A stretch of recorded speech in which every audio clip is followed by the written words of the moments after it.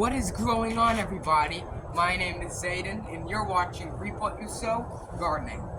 Today's video is going to be a New Year's resolution, the to-do list for 2025, what we're going to be doing, what we desperately need to do with this place, and what we're going to be doing in general. So let's do this.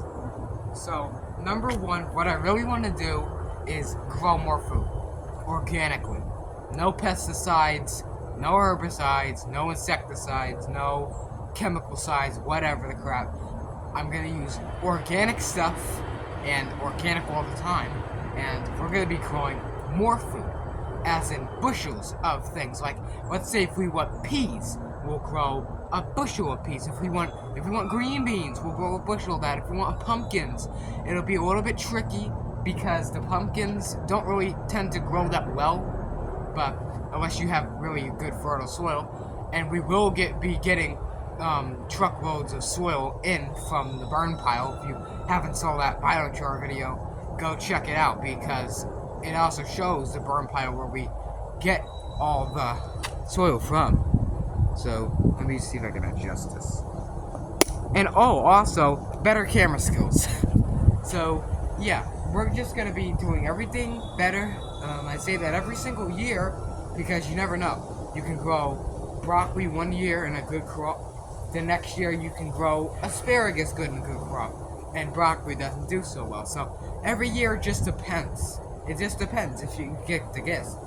Here in North Carolina, Guilford, it's all different types of stuff. You can get freezing rain, freezing weather, snow. Last year we didn't really get that much snow. Only snow that we got is just a little bit of sleet, and it's stuck to the ground and then it just melted. So there's not really gonna affect plants. The brassicas love the cold, so that's kind of a win-win for them. Getting the channel up and running again. That's gonna be another big one, because this year the second channel, Dish 500 guy with the satellites, that's got tons of stuff. I know I've been doing live streams with friends and parts of the Toad Creek Broadcasting System and TCB Association, what this building is. You can see the TZB. And it's just been getting a little bit strange with doing so many things. You're just juggling so many things at once. You gotta clean up the yard, and then do live, and then fix vehicles. What the heck is that in the garage? And then all stuff like that. See, I have a one-tracked mind, and 2 seconds later, it's like 1,000 things that I just fall out to the floor because I have no idea what's going on. Because you have so many things you gotta do. You gotta fix. You gotta do the greenhouse insulation, the garage, your garage insulation, the tractors, the garden, the raised beds, building the raised beds, cleaning up, mulching leaves, harvesting plants, growing, starting seeds, replacing the grow lights because something's wrong with the contact on it, and doing stuff with TVs, satellite dishes, DirecTV, Dish Network, Excel, trees, fruit trees, gardening. A lot of cleaning up, as you can see. These leaves, I guess it'll be prime because the leaves are not going to fall anymore, except for this oak tree standing behind you. The magnolia doesn't lose leaves like that, so it's not really a big deal. Like, oh my gosh, the tree is losing. Then we want to grow more stuff organically. As you can see, the whole garden.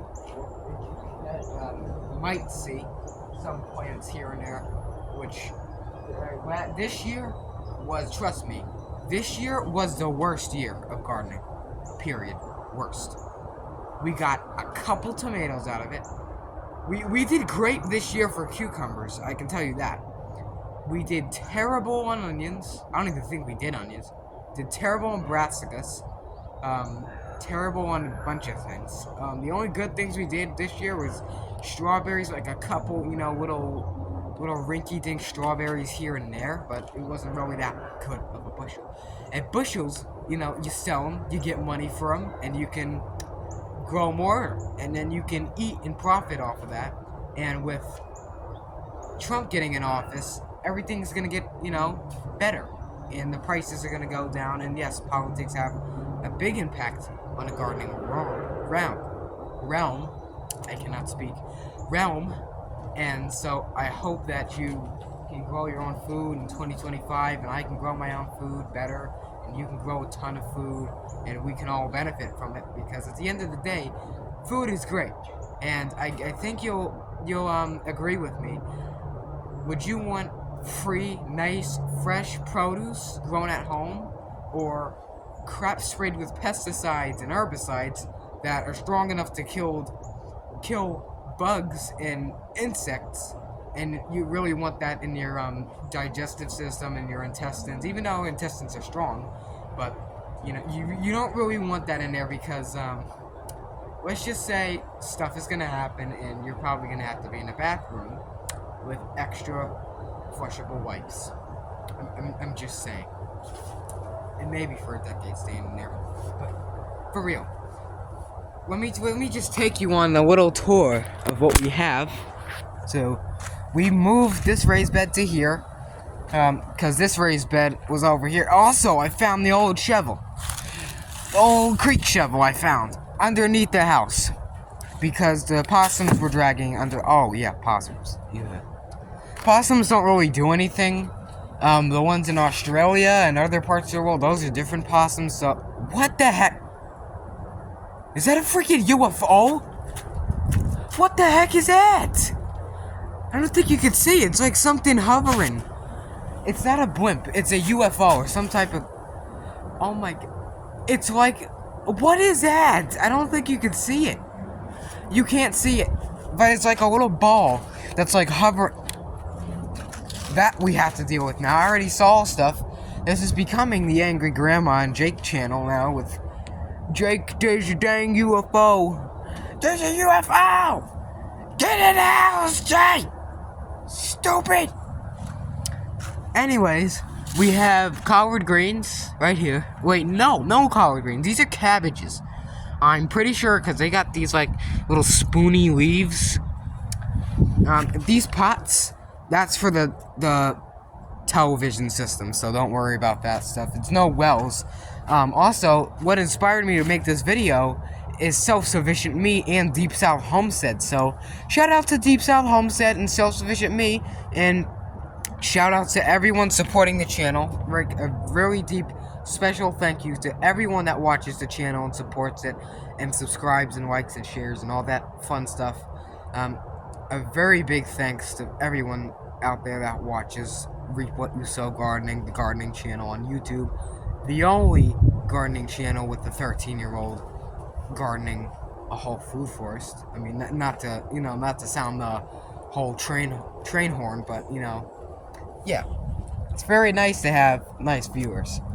And I don't think that was a blimp because it was moving too fast. I think that was some type of thing. I don't know. What's next? Zay talks conspiracy theories? You better get CNN on that one if you want conspiracy theories. But we have oregano. The oregano, we don't have to even put effort into this. You just plant it, water it, and that's it. That is it. We haven't watered the garden in, I think, 2 months. So, yeah, the greenhouse, maybe. I really don't want to risk it with the water hose because I don't want anything, backing up and backwashing and all that stuff. Getting iron things in there. So we have broccoli and garlic. The garlic takes a long time to grow, so yeah, just keep that in mind. The grapevine, we have some blackberries, wild blackberries. They taste like red wine, but except a little more tart and sour. If you want a very sour or tart or just a very interesting flavored pie or macaron or maybe even a scone, wild blackberries are the best for that because they're not toxic. They're very nice. They're very nice to eat, but unless you don't want to look like you're just downing a whole gallon of citric acid, because I think it has, I don't know. The cultivated blackberries, the thornless ones, are very sweet. They have a very nice sweet tart flavor to them. Not like the candy sweet tart, but actually as in literally both, flavors into them. And if you're wondering what are these satellites about? Well, this big gray one is for my DirecTV TV. That one is for Dish, just a backup. And that one is the main for Dish Network, which I don't even think it's pointed correctly. It's like right over here. I gotta redo it. The fig tree, we don't have to really do this. Also, I'm gonna make a video on low maintenance plants to grow, so hopefully people look at that. But yeah, the greenhouse has to get the door repaired. I'm not putting a new cover. Just repair the door, put something on it, like plastic weld something on it to protect the cold. The garage has the orange tree in there. But yeah, so that's just all I wanted to say. It's not the last video until 2025, but the last video this year is going to be low maintenance plants. Hopefully, if I can push that out, or if it's delayed by TCB and I have to do it later, and it'll just be all a whole crap show, right? So hopefully, you know, you guys understand. And why do I have so many like things from the blackberry vines on my hands?